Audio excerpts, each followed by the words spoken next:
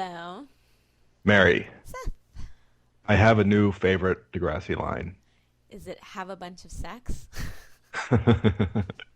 No, but that's good too. It's slut. Wait, I think it went like this. Slut. Very good. You do such a good Ellie impression. I had no idea. Could you hear that? Could you hear me touching my microphone? I could. Awesome. Because that was like, that made the line for me. Yeah. Just like whispers Because of it. actually, it was more like I can't do the crinkling because my mic doesn't work that way. But it's like crinkle, crinkle, crinkle. Slut. What's even better is that it's my previous favorite Degrassi line ever was "It's Manny's," and this is even shorter, so it's down to one more. You're getting down to 4 letters and an exclamation point, man. Yeah, exactly. It's good to have Degrassi back. I thought this was a good episode. I was happy. Yeah, this Fun. is a nice welcome back. Although, what's the deal with Holly J? Like, I feel like this is the first time we've had an all-out villain on Degrassi. Like, she She's does not yeah, have redeeming yeah. qualities. She is not Paige. She's pure evil. Yeah, it's really. I was like, wow.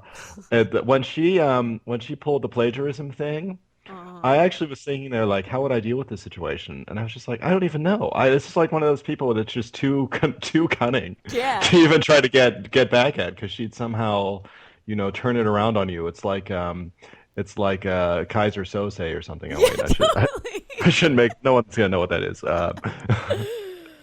All right, Darth Vader or something. And the thing was, like, at first I was like, oh, is she only doing this because Anya, like, greeted Mia when they got into class? But no, like, she had planned that. She had done her report, her lab Yeah. report, like, the night before. Like, when did she decide she was going to throw Anya under the bus? Right. It's just like if you even show a moment of weakness, she turns on you, and that's it. You're done. She just Um, did it to be mean, straight up. yeah. It's. Oh, oh.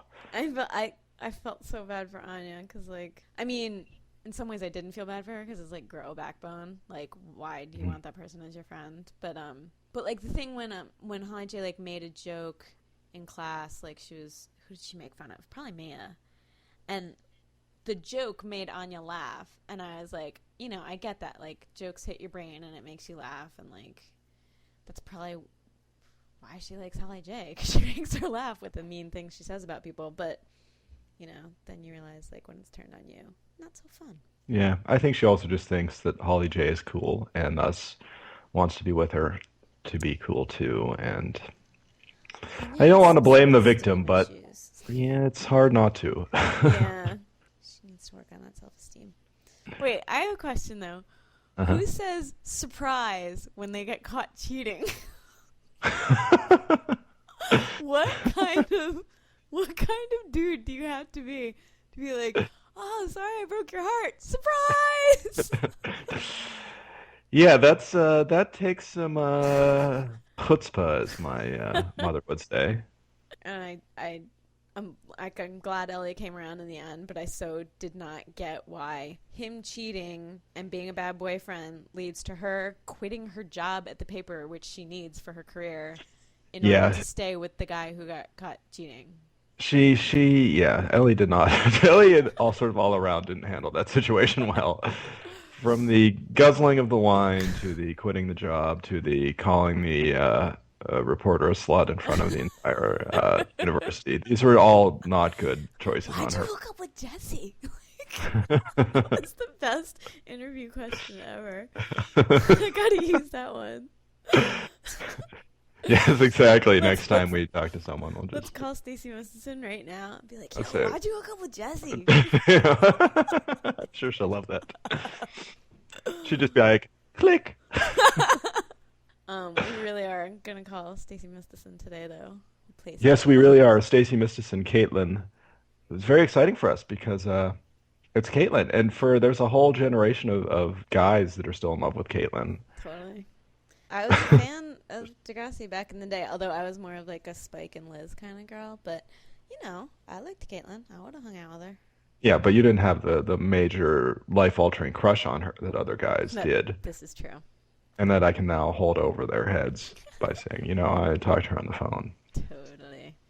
Let's go. Let's go fulfill that dream for you, Seth. for It's other no, people. no, no. I admittedly was not one of those guys because I didn't watch Degrassi back then. My dream is to be able to lord it over them. That's my.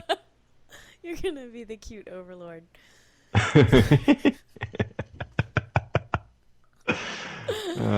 Let's call her up. all right, let's go. Hello. Hi, Stacie. Hi. Hi, this is Mary and Seth from the Hi, Hi, Stacie. how are you? Hi. We're Hi. great. How are you doing? I'm doing very well, thanks. What have you been up to today?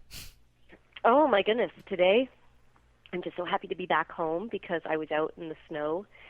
I had a bunch of meetings today with Amanda, actually, who plays Really? Spike, Christine, on the show. Totally. And yes, so we're just back, and we were braving the cold winter weather because we are in Canada after all. And it's very nice to be back home now. Awesome. Wait, What where is home for you? Toronto, Canada. So it's not cold and snowy in Toronto? No, it is. It's very. There's so much snow outside, and it's all slushy and wet now. Oh, you mean back home as in like inside in shelter? Oh, Yes. Oh, I yeah. thought you. Yeah, I thought you meant you had just gotten back to Toronto, and I was like, wait a second. Oh, It's I'm not like sorry. you That got was back to very Miami confusing. Beach. That's how happy I am to be inside right now. Making it sound like it was a whole other country or something. I mean indoors. Yes, I'm Oh, happy to be back inside. gotcha. What kind of shenanigans are you and Amanda getting up to? We are actually pitching our own show right now. Ooh. So yes, it's very exciting. Is it a teen show or is it a grown-up show? It is, well, we're aiming to make it our generation, so mid-30s basically, Right. not to really date ourselves. So what was it like making out with Steve Belford? I don't kiss and tell. No, but hey, you know what's really funny is I actually had worked with Steve before, and I happened to be having to kiss him before. Oh, really? Oh, It's really? kind of like, this is old hat now. Kissing Steve It's like, Belford why again. why do we always get scenes where we're making out? He's great. He's great. When they asked you when they said, okay, we need you to come back this season, did they say we need you to come back this season and make out with Steve Belford, or did they just say we need you to come back and then you came back and they said, okay, here you go? Well, I actually sat them down and said, listen, I'm only coming back if I get to make out. I actually kind of negotiated that into my contract. Yeah. You know, Right. if I'm going to come back, it's got to be, it's got to be something worth coming back for. So. You gave them a list of people and said it has to be one of these. Yeah, you should see my future demands. I gotta remember that. Yeah, no, I had no idea. Oh, really? They just kind of sprung it on you. Were you like worried about people getting upset with Caitlin for stealing Ellie's boyfriend? No, there's always an element of that. It's like, I mean, when we first had the read through, of course, and it was kind of like, whoa. Of course, I was worried that, oh my God, Caitlin's a slut. Caitlin is like such a troublemaker. But I like the way they do it. That, I mean, Caitlin doesn't know. She has no idea Yeah. that they're even involved. So, Caitlin's just kind of, blowing off a little steam, so to speak. She needs her outlet too. So, but yeah, if she'd known, of course, she never would have done that because she loves Ellie, Yeah. and she would never want to get in anyone's way like that. So she's innocent, let's say, in that regard. And you could tell the way she was kind of trying to sister down with Ellie about like, let me tell you about my crazy night. Yeah, exactly. She probably would have shared about it, but Right. and I know she feels awful about it when she finds out. She really had no idea. So Right.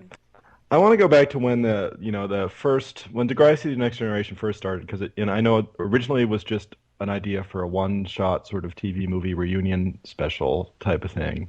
When they approached you for that, were you totally into it, or were you like, oh, this again? Am I never going to live this down?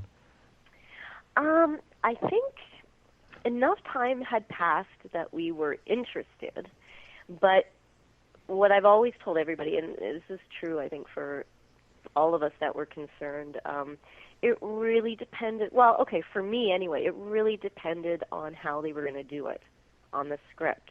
Because, I mean, we didn't want it to be cheesy or, like, forced. Mm-hmm. It's like, it's just an excuse to bring us all together. Like, the script had to be good. It had to work. And I like how they did it. I thought it worked really nicely. And it was fun. I think we were all ready at that point because enough time had gone by that it was worth doing to us. Right. How much touch had the original cast stayed in, like, in between the shows? We pretty well all went our separate ways. Yeah. I mean, I was actually in LA for a while there, and it was like maybe a handful of us that were still kind of communicating with each other. And then, of course, we got kind of back in touch through the reunion show, so that was nice. Right. Kind of like real high school classmates who kind of, you lose touch. Yeah, sort of like a real reunion. Yeah. And then when you see each other again, you have this totally shared history, and you're, like, friends again immediately because... Yeah, because you have all that history behind you. You can tell the truth. You were like, oh, God, these people again. Spent 10 years trying to avoid them, and they're back. Great. I moved to L.A. to get away from these people. As I said, enough time had gone by that before it might have been a pain. It's like, I'm done with this. I think enough time had gone by that it was nice. Have you, over the years, been, like, were you surprised when you found out Kevin Smith was totally obsessed with Caitlin? And, like, have there been any other people you've been surprised were fans of the show? I'm always surprised. No, I mean, I'm not surprised that people like the show, but when, like with Kevin Smith, yeah, that was just always hard for me to get my head around. Like, I did not take him seriously for the first while. Even when I was first introduced to him, and this was before I really knew who he was, and I just really didn't take him seriously. I was like, right, okay, whatever. But it soon became apparent that he was serious, and it was just so funny how he finally got his way onto this show and got to come between Joey and Caitlin, which is because he'd wanted to do something like that for so long. Did you not think he was serious just because? I've always been under the understanding that there's sort of a whole generation of guys in Canada specifically, but also in the U.S. that are still sort of carrying a torch for Caitlin, and. So did you were you just like, oh, here's another one of these guys, or is that just not true and you were just not sort of believing that some guy could still be obsessed with that character? I guess the way it works is that even if I believe it, I'm very wary of it because I'm kind of like, oh my God, he's obsessed with my character and he's put my character on a pedestal that I could never live up to, sort of thing, right? Right. So in a way, it's kind of like pressure, but he's so funny and he's a lot of fun to work with. That any fears I might have had, I mean, I'd met him a few times before he actually came onto the show, so I already was, I guess, kind of used to him and got an idea of his sense of humor, so right. I wasn't overwhelmed by it anymore. But I think, yeah, there was a sense of just being overwhelmed by that at first because you're kind of like not sure what these people expect of you or what their preconceptions are. Right. Have you been able to kind of give advice to the younger cast about dealing with fans that way, or is there anyone you took under your wing when you got involved in the new show? Not. I mean, I always try and be nurturing, I guess, but without being, I certainly don't want to be like, listen, let me tell you. I don't want to be like a lecture teacher. Let Auntie Stacie tell you how to deal with the fans. Yeah, exactly. Because believe me, these guys know what they're doing. I mean, most of them are so experienced already. I mean, when we started, we basically had no experience, and these guys are pretty professional. So far be it for me to really impart too much advice. But I mean, there are moments, yeah, when I can give them, like, I don't know. I'm sure there's been bits and pieces, and Stacey Farber is great, and a lot of them are very receptive to it. But I would never. I'm very careful not to be like. God, I mean, I feel like they know so much more than I did already. Right. And they've already experienced so much of, like, the fans and the, you know, they know what to expect already. Right.